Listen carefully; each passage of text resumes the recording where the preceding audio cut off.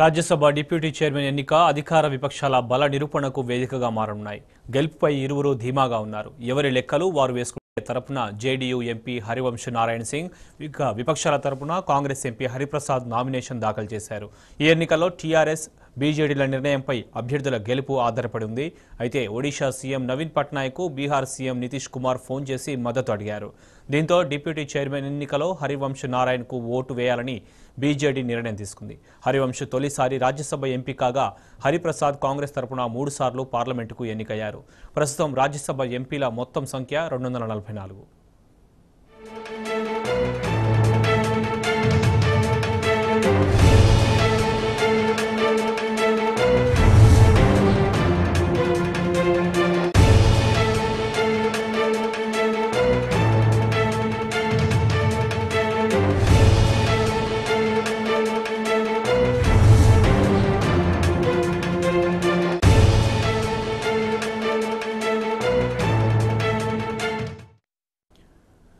Rajya Sabha deputy chairman ఎన్నిక నేపథ్యంలో TRS ఎంపీలు మరి కాసేపట్లో భేటీ కానున్నారు. రాజ్యసభ టీఆర్ఎస్ పక్ష నేత కె కేశవరావు నివాసంలో ఎంపీలు సమావేశం కానున్నారు. పూర్తి వివరాలు మా ప్రతినిధి తిరుపతి నుండి తెలుసుకుందాం. Tirupati, good morning. చెప్పండి, టీఆర్ఎస్ ఎంపీల భేటీ పూర్తి వివరాలేంటి?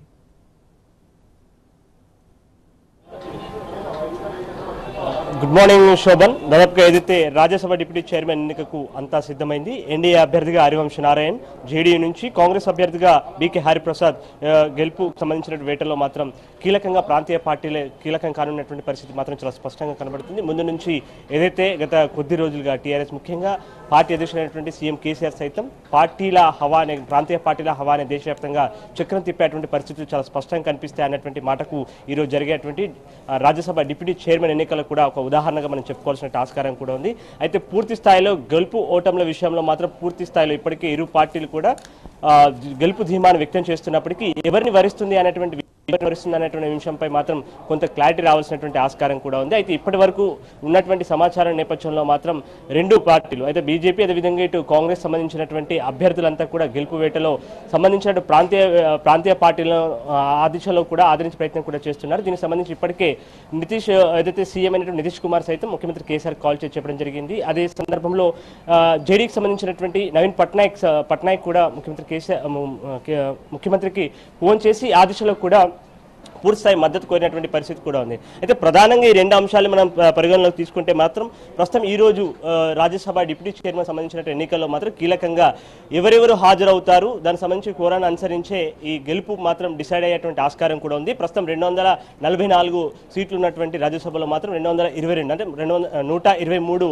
మ్యాజిక్ ఫిగర్ని మాత్రం అనుసరించాల్సిన పరిస్థితి కూడా ఉంటుంది. కాబట్టి ఈ దిశలో ఇప్పటికీ ఇరు పార్టీలకు కూడా దాదాపుగా 6 నుంచి 10 ఓట్లు మాత్రం కీలకమైనటువంటి ఆస్కారం కూడా ఉంది. ఇందులో ఒక్కొక్క పార్టీ, ప్రాంతీయ పార్టీకి సంబంధించి ముఖ్యంగా అకాలీదళ్ కావచ్చు, అదేవిధంగా శివసేన, డిఎంకే, బీజేడీ, అకాలీదళ్, ఈ 4 మాత్రం చాలా కీలకంగా మారేటువంటి ఆస్కారం కూడా ఉంది. ఈ దిశలో ఇప్పటికే ఇటు బీజేపీ, కాంగ్రెస్ తమ ప్రయత్నాలను కూడా ముమ్మరం చేసినటువంటి పరిస్థితి కూడా చాలా స్పష్టంగా కనబడుతుంది. అయితే ఇది మాత్రం బీజేపీకి సంబంధించి నిజంగా ఈ గెలుపు మాత్రం ఒక కీలకమైనటువంటి ఆస్కారం కూడా ఉంది. ఇదే సందర్భంలో ప్రతిపక్షాల బలాన్ని నిరూపించుకునే దిశలో మాత్రం కాంగ్రెస్ పార్టీ మరొకసారి తమకు సంబంధించినటువంటి మద్దతు తెలిపేటువంటి పార్టీలను కూడగట్టే ప్రయత్నం కూడా చేస్తున్నాయి. ఈ దిశలో పూర్తి స్థాయిలో సమీకరణాలు కూడా మారేటువంటి ఆస్కారం మాత్రం చాలా స్పష్టంగా కనబడుతుంది.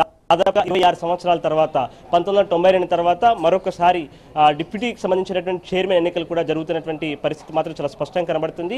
అయితే దాదాపుగా 11 గంటల ప్రాంతంలో సభ ప్రారంభమైన తర్వాత దాదాపుగా ఇప్పటికే ఏదైతే చైర్మన్ వెంకయ్యనాయుడు దగ్గర మాత్రం 9 నోటీసులు అందడం జరిగింది. వాటి అనుసారంగానే ముందుకు జరిగేటువంటి ప్రక్రియ కూడా ఉంటుంది. మొదటగా తీర్మానాలని కూడా చదివి వినిపిస్తారు. అయితే మనకున్నటువంటి సమాచారం ప్రకారం మాత్రం ఎవరైతే మొదటి తీర్మానంలో ఎవరికి ఇస్తారో వారికి సంబంధించి ముజువాని ఓటుకి సంబంధించినటువంటి నిర్ణయంతో వెల్లడిస్తారు. ఒకవేళ అది క్లారిటీ లేకపోతే అప్పుడు ఓటింగ్కి మాత్రం వెళ్ళేటువంటి పరిస్థితి కూడా ఉంటుంది. అయితే ఇప్పటి వరకు మనకు కాంగ్రెస్ సంబంధించి మాత్రం, అంటే కాంగ్రెస్ తరపు సంబంధించి మాత్రం దాదాపుగా 117 మంది ఓట్లు తమకు మద్దతు తెలుపుతున్నట్టుగా మాత్రం కాంగ్రెస్ చెప్తుంది. ఇదే సందర్భంలో నిన్న ఉదయం ప్రధాని మోడీ సైతం తమ సంబంధించినటువంటి మద్దతుదారులతో కావచ్చు, కీలకమైన నేతలతో కూడా భేటీ కావడం జరిగింది. ఎట్టి పరిస్థితుల్లోనూ డిప్యూటీ చైర్మన్ సంబంధించినటువంటి ఎన్నికల్లో విజయం సాధించాలనేటువంటి దిశలో కూడా పూర్తి స్థాయిలో ఆ దిశలో కూడా ముందుకు సాగుతున్నారు. ఇప్పటికే శివసేనకు సంబంధించి కొంతవరకు కొంతవరకు ఎన్డీఏ ప్రభుత్వం మీద కావచ్చు, లేకుంటే బీజేపీపై మాత్రం కొంతవరకు గరంగరంగా ఉన్నటువంటి పరిస్థితి కూడా ఉంది. ప్రధానంగా అభ్యర్థి ఎంపిక విషయం కూడా శివసేనకు చెప్పినటువంటి పరిస్థితి లేదు. అయితే నిన్న మధ్యాహ్నం తర్వాత మాత్రం అమిత్ షా శివసేన సంబంధించినటువంటి ఉన్నతమైన కీలక నేతలతో కాల్ చేసి మాట్లాడడం జరిగింది. ఇందులో ఖచ్చితంగా ఎన్డీఏకి సంబంధించి ముఖ్యంగా బీజేపీకి సంబంధించిన అభ్యర్థికి మద్దతు తెలపాలని ఆయన కోరారు. దీనిపై మాత్రం శివసేన కొంతవరకు క్లారిటీ రావాల్సిన ఆస్కారం కూడా ఉంది. మరో దిశలో జేడీ అదేవిధంగా సీఎం అయినటువంటి నితీష్ కుమార్ సైతం నవీన్ పట్నాయక్ ఒడిశా సీఎం కూడా ఫోన్ చేసి మాట్లాడడం జరిగింది. కీలకంగా మద్దతు తెలపాలి అనేటువంటి అంశాన్ని ప్రధానంగా ఎన్డీఏకి సంబంధించినటువంటి అభ్యర్థులు జేడీఎస్ నుంచి నిలబడ్డటువంటి నేపథ్యంలో బీజేపీకి తమకు సంబంధించిన మద్దతు తెలుపుతున్నటువంటి పార్టీలతో ఆ దిశలో ఫోన్లో మాట్లాడుతున్నటువంటి పరిస్థితి కనబడుతుంటే, మరొక వైపు నవీన్ పట్నాయక్ కూడా తెర వెనుక నుంచి మాత్రం కీలకంగా పలువురు ముఖ్యమంత్రులు కావచ్చు, అదేవిధంగా తమ పార్టీకి మద్దతు తెలపాలి, ముఖ్యంగా తమ అభ్యర్థికి మద్దతు తెలపాలన్నటువంటి అంశాన్ని పదే పదే చెప్తూ ఫోన్ కాల్స్లో కూడా ఆ దిశలో కూడా సమీకరణాలు మారేటువంటి ఆస్కారం కూడా ఉంది. అయితే ఇది కాంగ్రెస్కు మాత్రం తన బలాన్ని ప్రతిపక్షాల బలాన్ని నిరూపించుకునేటువంటి ప్రధానమైనటువంటి ఎన్నికలుగా మనం భావించాల్సినటువంటి ఆస్కారం కూడా ఉంది.